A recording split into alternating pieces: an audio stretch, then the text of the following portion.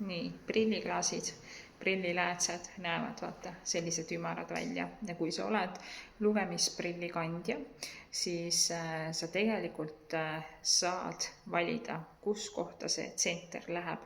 Kui sa vaatad arvutisse, siis tegelikult olekski mõistlik see teha otse pupilli ette, kui sa teed tööd laptopiga või sa teedki selle hea lugemisprilli, raamatuprilli, siis sa saadki tegelikult valida, et see tsenter oleks allpool, nii nagu sa seda tegelikult loed. Ja see prill tulebki mugavam, sa näed hästi, tulebki hea prill, nii et sul on tegelikult valikuvõimalus, kuhu tuleb see terava nägemise osa, kas otse pupilli ette või vaatame, panemegi natukene allapoole. Seda ma küsin su käest. Kuhu sa loed, mida sa vaatad. Kohtumiseni!